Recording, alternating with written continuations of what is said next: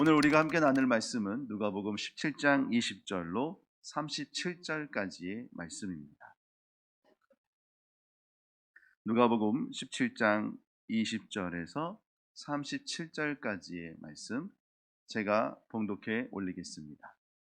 바리새인들이 하나님의 나라가 어느 때에 임하나이까 묻거늘 예수께서 대답하여 이르시되 하나님의 나라는 볼 수 있게 임하는 것이 아니요 또 여기 있다 저기 있다고도 못하리니 하나님의 나라는 너희 안에 있느니라. 또 제자들에게 이르시되 때가 이르리니 너희가 인자의 날 하루를 보고자 하되 보지 못하리라. 사람이 너희에게 말하되 보라 저기 있다 보라 여기 있다 하리라. 그러나 너희는 가지도 말고 따르지도 말라. 번개가 하늘 아래 이쪽에서 번쩍이어 하늘 아래 저쪽까지 비침 같이 인자도 자기 날에 그러하리라. 그러나 그가 먼저 많은 고난을 받으며 이 세대에게 버림받아야 할지니라. 노아의 때에 된 것과 같이 인자의 때에도 그러하리라. 노아가 방주에 들어가던 날까지 사람들이 먹고 마시고 장가들고 시집가더니 홍수가 나서 그들을 다 멸망시켰으며 또 롯의 때와 같은 일이니 사람들이 먹고 마시고 사고 팔고 심고 집을 짓더니 롯이 소돔에서 나가던 날에 하늘로부터 불과 유황이 비오듯 하여 그들을 멸망시켰느니라. 인자가 나타나는 날에도 이러하리라. 그날에 만일 사람이 지붕 위에 있고 그의 세간이 그 집 안에 있으면 그것을 가지러 내려가지 말 것이요 밭에 있는 자도 그와 같이 뒤로 돌이키지 말 것이니라. 롯의 철을 기억하라. 무릇 자기 목숨을 보전하고자 하는 자는 잃을 것이요 잃는 자는 살리리라. 내가 너희에게 이르노니 그 밤에 둘이 한 자리에 누워 있음에 하나는 데려감을 얻고 하나는 버려둠을 당할 것이요 두 여자가 함께 맷돌을 갈고 있음에 하나는 데려감을 얻고 하나는 버려둠을 당할 것이니라. 그들이 대답하여 이르되 주여 어디 오니이까? 이르시되 죽음이 있는 곳에는 독수리가 모이느니라 하시니라. 아멘. 네, 오늘 말씀은 주님의 오시는 때, 종말의 때를 오늘 말씀하고 계십니다. 계속해서 하나님 나라에 대한 부분들로 이제 예수님께서 말씀하고 계신데 오늘은 어떻게 보면 그것의 종착지 같은 느낌이 좀 드는 것 같습니다. 주님의 오심. 세상 사람들에게는 이 종말이라고 하는 아마 이렇게 말하면 좀 그렇지만 세상이 망하는 날이라 이렇게 생각할 수도 있을 것입니다. 그래서 이 종말에 대한 두려움이 얼마나 많은지 우리가 매스컴을 통해서 영화의 어떤 내용들을 보면 이 종말의 때를 상상한 많은 영화들이 있음을 우리가 알 수가 있습니다. 그들의 종말에 대한 느낌은 어떠냐 하면 결국 두려움으로 나타나지 않을까 싶어요. 우리가 죽음 앞에 두려워하는 것처럼 이 종말의 때를 두려움으로 살고 있는 사람들이 있습니다. 그에 반해서 주님 오시는 그때를 기다리는 사람들이 있죠. 그 사람들이 누구일까요? 바로 그리스도인, 성도라고 하는 우리라고 할 수 있을 것입니다. 그렇다면 이 종말의 때에 주님 오시는 그때를 우리는 어떻게 알고 그리고 어떻게 준비해야 할까요? 오늘 말씀을 통하여서 그 지혜의 말씀을 얻으시기를 주님의 이름으로 축복합니다. 자, 오늘 우리가 먼저 알아볼 것은 우리가 그 주님의 오심, 그 종말의 날이 언제인지 알 수 없다는 것을 먼저 예수님께서 말씀하고 계세요. 20절 말씀을 보면 바리새인과 제자들 그들이 하나님의 나라가 어느 때에 임합니까? 라는 것을 질문하는 것으로 오늘 본문이 시작됩니다. 자, 어느 때입니까?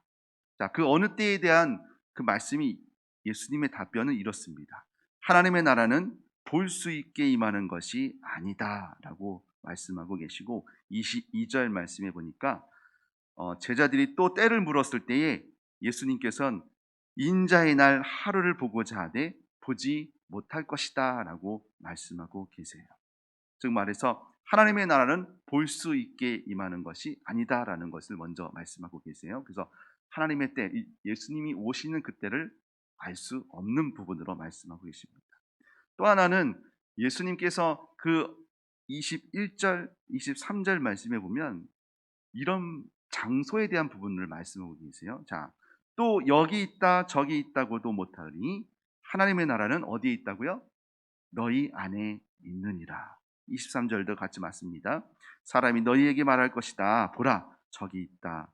보라 여기 있다 하리라. 그러나 너희는 가지도 말고 따르지도 말라. 요즘 우리 주변에 아마 이런 이야기들을 많이 하고 다니시는 분들이 계시더라고요. 여기 시간이 맞춰서 이때 일 거다라고 말씀하시는 분들, 여러분 미혹되지 않으시기를 주님의 이름으로 축복합니다. 예수님도 그 때를 알지 못한다라고 말씀하시는 그 때와 장소를 누군 알고 있다라고 말하는 것, 여러분 우리가 말씀을 제대로 알고 있다면 흔들리지 않을 것입니다. 그래서 우리가 필요한 것은 말씀을 늘 우리 곁에 두셔야 된다는 거죠. 그러면 예수님은 어떻게 오실까요? 오늘 24절 말씀은 이렇게 기록하고 있습니다. 번개가 하늘 아래 이쪽에서 번쩍이고 하늘의 저쪽에 비침 같이 예수님도 자기 날에 그렇게 임할 것이다 라고 말씀하고 계세요. 여러분 혹시 번개가 내려치는 때를 정확하게 맞춰서 가실 분이 있으실까요? 아마 쉽지 않은 일일 것입니다. 물론 번개가 쳐서 그곳에 있었는데 번개가 치면 뭐 그건 맞을 수는 있겠죠. 그러나 번개를 쫓아다니면서 그것을 맞아 드리는 분들은 아마 없을 것입니다. 그와 같이 예수님께서 오시는 그때를 아무도 알 수 없음을 우리가 말씀하고 계시지요. 그러면서 이 구약 시대의 때를 몇 가지 예를 들어서 설명해 주고 계십니다. 첫 번째는 노아 홍수의 때이고 두 번째는 소돔이 멸망할 때를 말씀하고 계세요. 그때 노아의 홍수 때 분명히 그 때를 알 수 없었고 그래서 그들이 먹고 마시고 장가들고 그리고 그들의 삶을 계속 이어갔다는 것을 우리가 볼 수가 있습니다. 그런데 어느 순간 그 멸망의 시간이 임박했고 누구도 인지하지 못하는 그때의 멸망을 당했다는 것을 예수님께서는 말씀하고 계십니다. 그래서 30절에 이렇게 말씀하고 계시죠. 인자가 나타나는 날에도 이러할 것이다. 여러분, 우리가 주님 오실 때를 기다리고 계시는 이 종말의 때를 기다리고 있는 믿음의 성도라고 한다면 그러면 우리가 어떻게 해야 할까요? 자, 앞에서는 때와 장소에 대한 부분들을 말씀하셨다고 한다면 이 뒤에 나오는 말씀은 좀 그 형태가 좀 다르다는 것을 볼 수가 있어요. 자, 34절 말씀을 우리가 먼저 좀 보면 내가 너희에게 이르노니 그 밤에 둘이 한 자리에 누워 있음에 하나는 데려감을 얻고 하나는 버려둠을 당할 것이요. 35절 두 여자가 함께 맷돌을 갈고 있음에 하나는 데려감을 얻고 하나는 버려둠을 당할 것이니라. 자, 이전의 멸망에 대한 종말에 대한 부분에서는 어떻게 보면 인류 전체 그리고 소돔이라는 성 전체라고 하는 이 종말의 때가 어떤 단위가 좀 컸다라고 보신다고 한다면 예수님이 오시는 그때는 전체가 아니라 개인별이라는 것을 말씀하고 계세요. 자, 둘이 있습니다.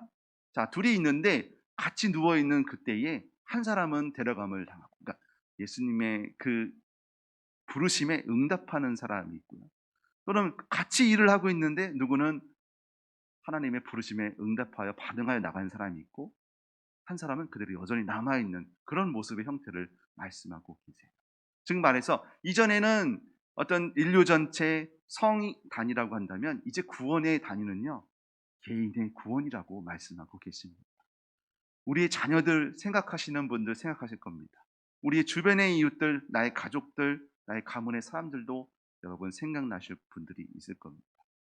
우리가 그들을 위해서 기도하는 것은 그들이 깨어 주의 말씀을 받아들이고 예수를 믿는 것일 겁니다. 그런데 그들을 내가 손붙잡고 갈 수 없는 것은 무엇이냐면 오늘 말씀처럼 구원은 모두에게 허용되셨지만 구원받는 사람들은 정해져 있다. 개인의 구원이라는 것을 여러분이 기억하시기를 주님의 이름으로 축복합니다. 자, 예수님께서 오시면 분명히 우리에게는 기쁨이요 소망이 되겠지만 누군가에게는 다시 오지 못할 정말 영원한 멸망의 자리에 있게 된다는 것을 여러분이 기억하셔서 정말 하나님 안에 온전히 머무시기를 주님의 이름으로 축복합니다.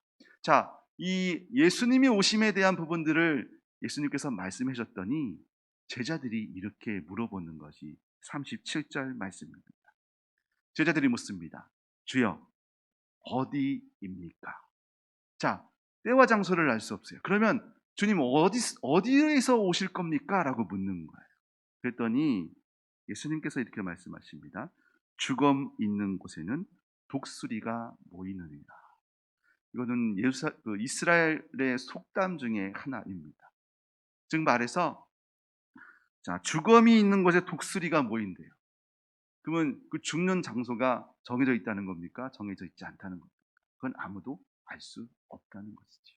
그것처럼 예수님의 오시는 그곳도 우리는 알 수 없습니다. 자, 그렇다면 주님 오시는 그때를 기다리며 살고 있는 우리 믿음의 성도들은 어떻게 살아야 할까요? 그래서 마태복음 24장 말씀에서는 이렇게 기록하고 있습니다. 그러므로 깨어 있으라.